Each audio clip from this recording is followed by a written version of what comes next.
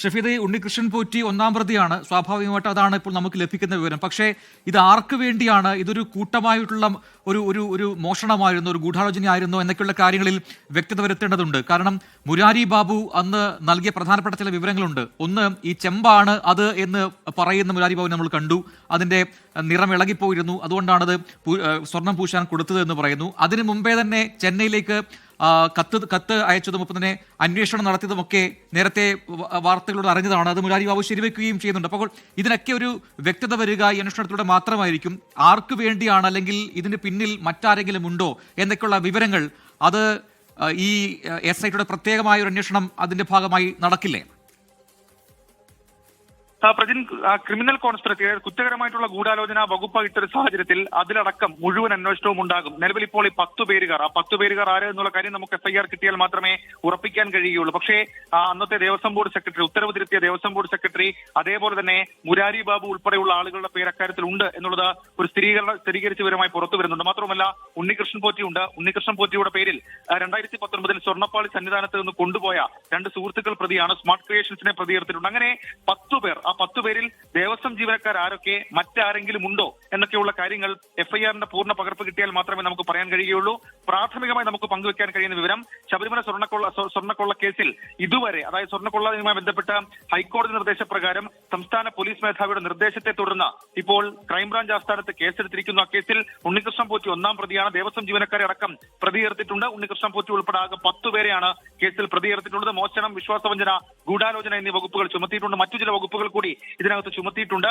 നിലവിൽ ഇപ്പോൾ നമ്മൾ മനസ്സിലാക്കുന്നതനുസരിച്ച് ഇന്നലെ ഈ ദേവസ്വം വിജിലൻസിന്റെ റിപ്പോർട്ടിലുള്ള കാര്യം, അത് സ്മാർട്ട് ക്രിയേഷൻസിലേക്ക് എത്തിച്ച് ഉണ്ണികൃഷ്ണൻ പോറ്റി ഈ സ്വർണം ഉരുക്കി, മാത്രമല്ല കുറച്ച് സ്വർണം അവിടെ പണിക്കൂലിയായി കൊടുത്തു, ബാക്കി തന്റെ കയ്യിൽ സൂക്ഷിച്ചു. അത് ചിറ്റ് രൂപത്തിൽ ചില പ്രമുഖർക്ക് വിറ്റു എന്നടക്കമുള്ള വിവരങ്ങൾ ദേവസ്വം വിജിലൻസിന്റെ റിപ്പോർട്ടിൽ കണ്ടെത്തലായിട്ടുണ്ടായിരുന്നു. മാത്രമല്ല അതിനുശേഷം നടന്ന അവരുടെ കോൺട്രവേഴ്സി, അതായത് ക്രിമിനൽ കോൺസ്പിറസിയെ കുറിച്ചടക്കം വലിയ തരത്തിലുള്ള കണ്ടെത്തലുകൾ ദേവസ്വം വിജിലൻസ് നടത്തിയിട്ടുണ്ട്. ആ ദേവസ്വം വിജിലൻസിന്റെ കണ്ടെത്തലിനെ ശാസ്ത്രീയമായി അന്വേഷിച്ച് കണ്ടെത്തി സ്ഥിരീകരിക്കുക എന്നുള്ളതാണ് SIT ചെയ്യാൻ പോകുന്ന പ്രധാനപ്പെട്ട ഒരു കാര്യം. സംസ്ഥാനത്തിന്റെ ക്രമസമാധാന വിഭാഗം ചുമതലയുള്ള ADGP H വെങ്കടേഷിന്റെ നേതൃത്വത്തിൽ പ്രത്യേക സംഘം കഴിഞ്ഞ ദിവസം തന്നെ അനൌദ്യോഗികമായിട്ടുള്ള അവരുടെ അന്വേഷണം ആരംഭിച്ചിരുന്നു. ഇപ്പോൾ കാര്യങ്ങൾ ഔദ്യോഗികമായിട്ടുണ്ട്. ഇനി വളരെ നിർണായകമായിട്ടുള്ള കസ്റ്റഡി, അതിലേക്ക് പോകുന്ന മണിക്കൂറുകളാണ്. ഇതിനൊക്കെ അപ്പുറത്തേക്ക് ശബരിമല സന്നിധാനത്ത് പരിശോധന ഉണ്ടാകും. അതിനപ്പുറത്തേക്ക് സംസ്ഥാനത്തിന് പുറത്ത് സ്മാർട്ട് ക്രിയേഷൻസിന്റെ ഓഫീസിൽ തെളിവെടുപ്പ് ഉൾപ്പെടെയുള്ള കാര്യങ്ങൾ ഉണ്ടാകും. മറ്റു ചില ക്ഷേത്രങ്ങൾ കേന്ദ്രീകരിച്ചുകൊണ്ട് തെളിവെടുപ്പ് ഉൾപ്പെടെയുള്ള കാര്യങ്ങൾ ഉണ്ടാകും എന്നൊക്കെയുള്ള സൂചനകൾ ഈ ഘട്ടത്തിൽ പുറത്തു വരുന്നുണ്ട്. ഏതായാലും ഔദ്യോഗികമായി ശബരിമല സ്വർണ്ണക്കൊള്ളയിൽ കേസെടുത്തിരിക്കുന്നു എന്നുള്ളതാണ് സുപ്രധാനമായിട്ടുള്ള വിവരം. ഷഫീദ്, ഏറ്റവും പ്രധാനപ്പെട്ട, ഏറ്റവും ഒടുവിൽ പോലും ഉണ്ണികൃഷ്ണൻ പോറ്റി മാധ്യമങ്ങൾക്ക് മുന്നിൽ എത്തിയപ്പോൾ പറഞ്ഞൊരു പ്രധാനപ്പെട്ട കാര്യമുണ്ട്. ഞാൻ മറ്റു കാര്യങ്ങൾ, അതായത് എന്താണോ നടപടിക്രമങ്ങൾ അത് പാലിച്ച് മാത്രമേ കാര്യങ്ങൾ ചെയ്തിട്ടുള്ളൂ. ഇതിൽ മഹസറിൽ കൃത്യമായി രേഖപ്പെടുത്തിയിട്ടുണ്ടത് ചെമ്പാണ് എന്നുള്ളത്. പിന്നെ ഞാൻ എന്തിനാണ് അത് മാറ്റി പറയേണ്ട കാര്യം എന്നൊക്കെ വളരെ ആത്മവിശ്വാസത്തോടു കൂടി പറയുന്ന ഉണ്ണികൃഷ്ണൻ പോറ്റിയാണ് ഏറ്റവും ഒടുവിൽ പോലും മാധ്യമങ്ങൾക്ക് മുന്നിൽ എത്തിയപ്പോൾ നമ്മൾ കണ്ടത്. അപ്പോൾ കൃത്യമായി ദേവസ്വം ജീവനക്കാർ, അല്ലെങ്കിൽ അവിടെയുള്ള അത് അഡ്മിനിസ്ട്രേഷൻ തലങ്ങളിലുള്ള ജീവനക്കാർ കൃത്യമായി സഹായം, അല്ലെങ്കിൽ അവരൊക്കെ അറിഞ്ഞുകൊണ്ടുള്ള ഒരു കളി എന്നതിൽ ഏറെക്കുറെ അത് ഉറപ്പുമാണ്. ഇനി അത് തെളിയിക്കുക, അതിനായി ഏതൊക്കെ വഴികളിലൂടെ ആയിരിക്കും SIT നീങ്ങേണ്ടി വരിക? പ്രജിനിൽ ഈ ദേവസ്വം ജീവനക്കാരുടെ അടക്കം പങ്ക് വ്യക്തമാക്കുന്ന ചില തെളിവുകൾ, അതായത് രേഖകളിലെ കൃത്രിമത്വം ഉൾപ്പെടെയുള്ള കാര്യങ്ങൾ ഇതിനോടകം തന്നെ ദേവസ്വം വിജിലൻസ് ശേഖരിച്ചിട്ടുണ്ട്. പ്രത്യേകിച്ച് 2019 കാലത്ത് ഉണ്ണികൃഷ്ണൻ പോറ്റിയുടെ കയ്യിൽ സ്വർണ്ണപ്പാളികൾ കൊടുത്തുവിടരുന്നുള്ള ദേവസ്വം ബോർഡ് യോഗ തീരുമാനത്തെ അട്ടിമറിച്ചുകൊണ്ട്, ഉത്തരവിനെ അട്ടിമറിച്ചുകൊണ്ട് അന്ന് ദേവസ്വം ബോർഡ് സെക്രട്ടറി ആയിരുന്ന ജയശ്രീ ഇടപെട്ടതിന്റെ രേഖ ഇതിനോടകം തന്നെ ദേവസ്വം വിജിലൻസ് ശേഖരിച്ചിട്ടുണ്ട്.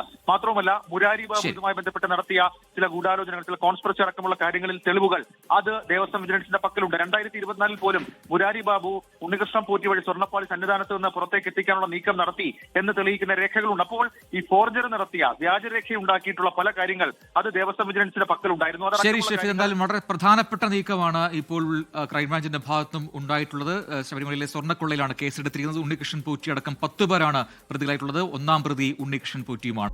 ലോകത്തെവിടെയായാലും ഏത് സമയത്തും 24 വാർത്തകളും ഓഗ്മെന്റഡ് റിയാലിറ്റി പാക്കേജുകളും എക്സ്പ്ലെയിനറുകളും വിശദമായി കാണാൻ ഞങ്ങളുടെ YouTube ചാനൽ നിങ്ങൾക്ക് സബ്സ്ക്രൈബ് ചെയ്യാം.